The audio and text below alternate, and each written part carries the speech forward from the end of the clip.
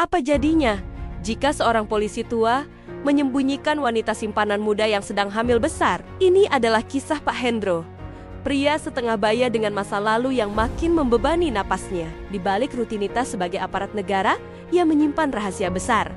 Fevi, perempuan muda yang sedang mengandung anaknya. Sementara di rumah, Ibu Sekar, istrinya, diam-diam menyimpan semua luka yang tak pernah ia ungkap. Di kota kecil yang penuh mata dan mulut, pilihan mereka bukan soal benar atau salah, tapi soal bertahan hidup atau runtuh sepenuhnya. Di depan kantor polisi kecil, Pak Hendro duduk sendiri di bangku kayu yang lapuk. Hujan baru saja reda, dan tanah di sekitarnya masih basah. Di tangan kirinya, rokok menyala dengan abu panjang yang belum dijentik. Ia menatap lurus ke arah jalan raya yang sepi. Sesekali menghela napas berat. Dari dalam kantong seragamnya, ia mengeluarkan foto kecil berbingkai plastik foto Fevi tersenyum. Di rumah petak sederhana, Fevi berdiri di depan cermin yang diletakkan miring di lantai. Perutnya tampak semakin membesar, dan daster yang ia kenakan sudah tak muat sempurna. Ia menarik napas panjang, mencoba menahan rasa mual. Di meja kecil, ada bekas nasi bungkus yang belum dibuang, dan botol vitamin ibu hamil. Ia melirik ponsel tuanya yang diam di atas bantal belum. Ada pesan dari Pak Hendro hari ini. Ibu Sekar duduk di ruang tamu rumah utama, menyulam di atas kursi rotan warisan. Dari jendela terbuka, ia melihat Pak Hendro berjalan masuk halaman. Ia tidak menyapa, hanya menggeser kakinya agar tidak menghalangi jalan suaminya. Pak Hendro melepas sepatu tanpa suara, lalu langsung masuk ke kamar. Udara di dalam rumah terasa berat, meski semua jendela terbuka. Malam itu, Pak Hendro memarkir motornya jauh dari rumah kontrakan Fevi. Ia berjalan kaki melewati gang sempit yang sepi, hanya ditemani suara jangkrik. Pintu kontrakan terbuka pelan setelah 3 kali ketukan. Fevi berdiri dengan wajah pucat dan rambut belum disisir. Tanpa berkata apa-apa, Pak Hendro masuk ke dalam. Mereka duduk bersila di atas lantai tanpa alas. Di sudut ruangan, kipas angin tua berderit pelan. Pak Hendro meletakkan bungkusan kertas coklat di depan Fevi. Fevi hanya menatapnya, tidak menyentuh uang di dalamnya. Wajah Pak Hendro terlihat bingung seolah tak tahu apa yang harus dikatakan. Fevi mengambil segelas air dan meneguknya dengan gemetar. Ia meletakkan tangan di atas perutnya dan membisikkan sesuatu yang tak terdengar. Pak Hendro hanya memandanginya dalam diam. Di antara mereka, jarak duduk terasa seperti jurang yang tak bisa dijembatani. Malam makin larut, tapi tak ada kata yang keluar dari mulut keduanya. Di rumah utama, Ibu Sekar berdiri lama di depan cermin lemari. Ia membuka laci dan mengeluarkan sebuah amplop kusut. Di dalamnya ada lembar USG dengan nama Fevi Astuti. Ia menatapnya lama, lalu meletakkannya kembali dengan rapi. Wajahnya tidak menunjukkan emosi, hanya kesunyian yang dalam.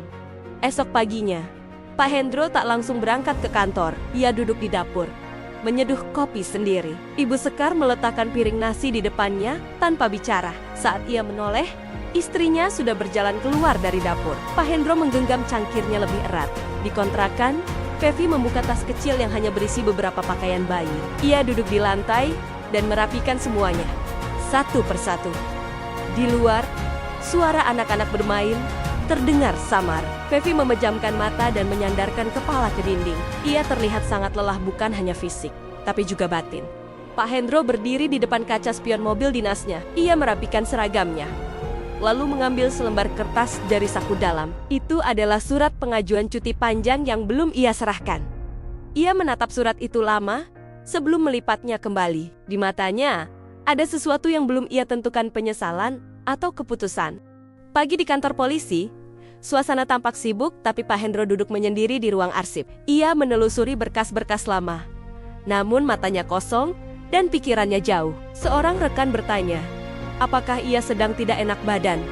Tapi ia hanya mengangguk singkat. Di saku kemejanya ada hasil pemeriksaan kehamilan terbaru Fevi yang ia sembunyikan. Udara ruangan terasa lebih pengap dari biasanya. Di pasar tradisional, ibu-ibu mulai membicarakan rumor soal Fevi yang hamil tanpa suami. Seorang penjual jamu menyebut, katanya ayahnya orang penting. Anak-anak kecil bermain di dekat warung sambil menyanyikan lagu ejekan yang menyinggung soal bayi tanpa bapak. Fevi yang sedang membeli sayur tiba-tiba menghentikan langkah. Ia memalingkan wajah dan bergegas pulang, menahan tangis. Ibu Sekar duduk bersama ibu-ibu PKK di balai kelurahan. Salah satu dari mereka dengan nada basi-basi menyebut soal kontrakan. Sebelah yang terlalu sering didatangi laki-laki tua, pakai seragam. Ibu Sekar tidak bereaksi, hanya tersenyum tipis dan menyeruput tehnya. Namun jemarinya menggenggam cangkir terlalu erat, hingga tangannya bergetar halus. Ia tahu siapa yang sedang mereka bicarakan. Malamnya, Pak Hendro mengetuk pintu kontrakan Fave. Namun kali ini tidak langsung dibukakan. Setelah beberapa menit, Fevi muncul dengan mata sembab. Ia terlihat kesal dan tidak memberi ruang untuk Pak Hendro masuk. "Kamu cuma datang kalau lagi bingung, Pak," katanya pelan. Pak Hendro tidak membantah, ia hanya menunduk. Di rumah utama, Ibu Sekar sedang melipat pakaian. Ia membuka laci dan menemukan parfum wanita yang bukan miliknya. Ia menyentuh botol itu perlahan, lalu meletakkannya kembali. Tidak ada kata keluar dari mulutnya, hanya nafas pelan yang ditahan lama. Ia berdiri, berjalan menuju ruang keluarga, dan menyalakan televisi tanpa suara. Fevi duduk di ranjang kecilnya sambil memandangi kalender. Ia mencoret-coret tanggal kelahiran yang diperkirakan dokter. Di sekeliling kamar, pakaian bayi, vitamin, dan catatan kehamilan berserakan. Di pojok, sebuah koper kecil sudah mulai diisi. Ia mulai berpikir tentang tempat baru untuk tinggal.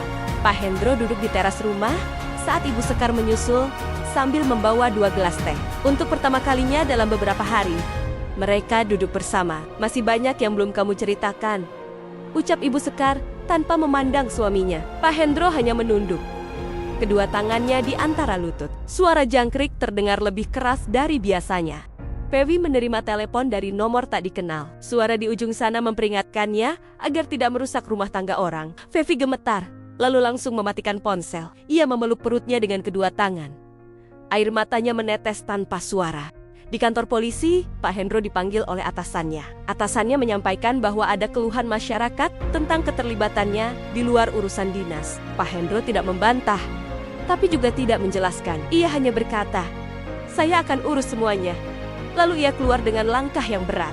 Fevi berdiri di depan kontrakan, menatap jalan raya yang basah setelah hujan. Di tangannya ada amplop berisi uang dan surat dari Pak Hendro. Ia menatap ke arah lampu kendaraan yang berlalu lalang tanpa arah. Hatinya campur aduk, marah, takut, dan rindu dalam satu tarikan napas.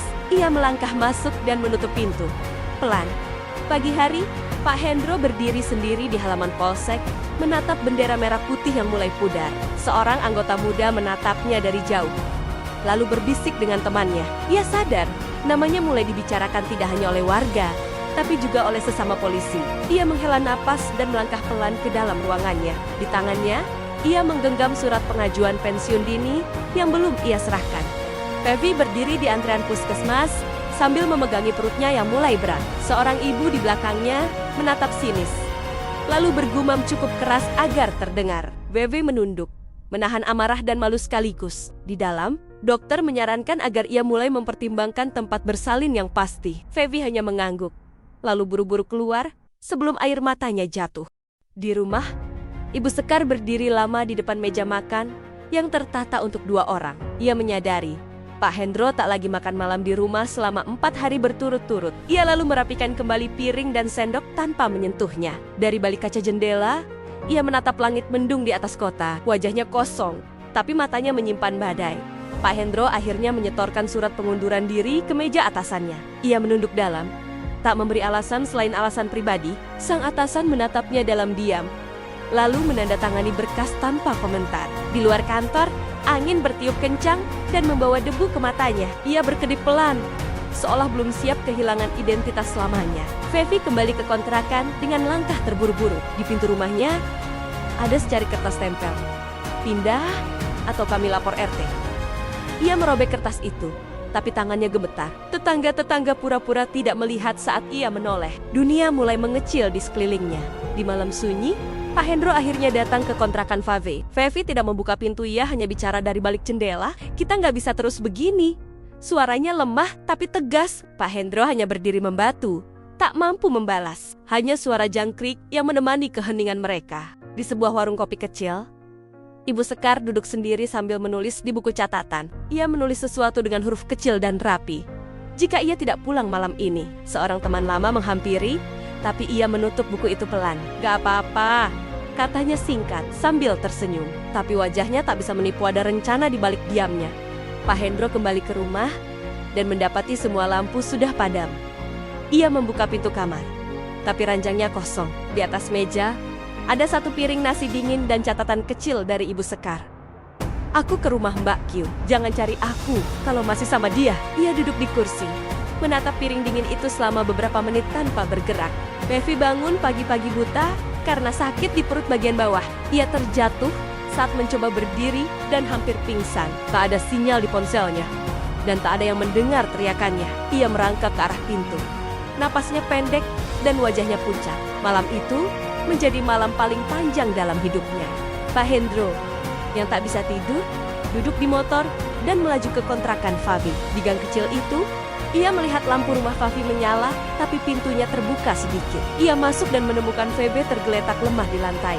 Ia mengangkat tubuhnya dan membawanya keluar, berteriak minta tolong. Dalam pelukannya, Fevi menggenggam baju seragam dinasnya yang masih ia kenakan dan air matanya jatuh tak tertahan. Di ruang rawat rumah sakit, Fevi terbaring dengan infus di tangan. Wajahnya pucat dan tubuhnya lemah, tapi napasnya sudah mulai stabil. Di kursi samping, Pak Hendro tertidur sambil memegang tangan Fave. Perawat masuk dan mencatat tekanan darahnya, lalu menatap Pak Hendro sebentar. Ia hanya bertanya pelan, "Suaminya, Pak?" Dan Pak Hendro tak menjawab. Di luar kamar rawat, seorang ibu pasien lain membisiki perawat soal hubungan yang tidak wajar. Suasana rumah sakit yang tadinya hening jadi penuh bisik-bisik. Pak Hendro berjalan ke lorong, dan tatapan semua orang tertuju padanya. Ia pura-pura tak peduli, tapi langkahnya makin berat. Bisikan itu jauh lebih keras daripada suara sirina ambulans. Di rumah utama, Ibu Sekar menatap televisi yang tak benar-benar ia tonton. Di sebelahnya ada koper kecil berisi pakaian dan dokumen pribadi. Ia menerima pesan singkat dari adik perempuannya. "Pintu rumahku selalu terbuka, Mbak." Tapi ia belum membalasnya, hanya menggenggam ponsel erat-erat. Hatinya berkecamuk antara pergi atau tetap bertahan. Fevi terbangun dan melihat Pak Hendro duduk dengan wajah penuh lelah. Ia tidak berkata apa-apa, hanya menatap langit-langit dan mengusap perutnya. Pak Hendro mencoba mengajak bicara, tapi suaranya terdengar kaku. "Kita harus pindah dari sini. Kita mulai dari awal," katanya. Fevi menoleh perlahan, lalu berkata, "Kita." Ibu Sekar mendatangi kantor polsek untuk mengurus dokumen warisan suaminya. Ia mendapati meja Pak Hendro sudah kosong, hanya tersisa name tag dan jam dinding tua. Seorang anggota muda bertanya, apakah beliau akan kembali? Ibu Sekar hanya menjawab, beliau sudah tidak akan kesini lagi. Ia mengambil name tag itu dan membawanya pulang. Malam itu, Pak Hendro membawa Fevi pulang dari rumah sakit. Mereka tidak kembali ke kontrakan lama, tapi ke rumah sewa baru di pinggiran desa. Rumahnya kecil, dindingnya kusam, dan tidak ada perabot kecuali kasur tipis. Tapi Fevi tersenyum kecil untuk pertama kalinya. Pak Hendro menatapnya dan mencoba percaya bahwa ini adalah awal yang baru. Di rumah kosong milik Pak Hendro dan Ibu Sekar, suara angin menerobos sela-sela jendela. Dapur tak lagi dipakai, dan debu mulai menutupi rak-rak piring. Di ruang keluarga, kursi favorit Pak Hendro dibiarkan terbuka menghadap jendela. Di atas meja, masih ada gelas teh yang sudah berlumut. Rumah itu seperti menyimpan beang-beang dari hidup yang tak akan kembali. Fevi menyapu halaman rumah barunya dengan sapu lidi. Di kejauhan, tetangga-tetangga melihat dari balik tirai jendela. Beberapa anak kecil melambaikan tangan kepadanya, dan ia membalasnya pelan. Ini pertama kalinya ia merasa tidak ditatap sebagai dosa berjalan. Tapi hatinya belum bisa lega. Di warung kopi desa, gosip baru mulai beredar soal polisi tua yang pindah sama anak muda. Nama Pak Hendro kembali muncul. Kali ini di mulut orang-orang yang belum pernah mengenalnya. Seorang bapak tua berkata, "Malu, sudah tua kok masih berani." Tapi tak ada yang berani mengatakan itu langsung di depan mereka. Gosip tetap hidup meski orang yang digosipkan sudah pergi jauh. Di malam yang sunyi, Pak Hendro duduk di teras rumah barunya. Ia menatap langit gelap tanpa bintang dan mengingat hari-hari lamanya sebagai polisi. Fevi keluar membawa selimut kecil dan menyelimuti pundaknya. Ia tersenyum padanya, lalu duduk bersandar. Dalam keheningan itu, mereka tahu bahwa damai itu bukan datang dari penerimaan orang lain, tapi dari berani menghadapi hasil dari pilihan sendiri.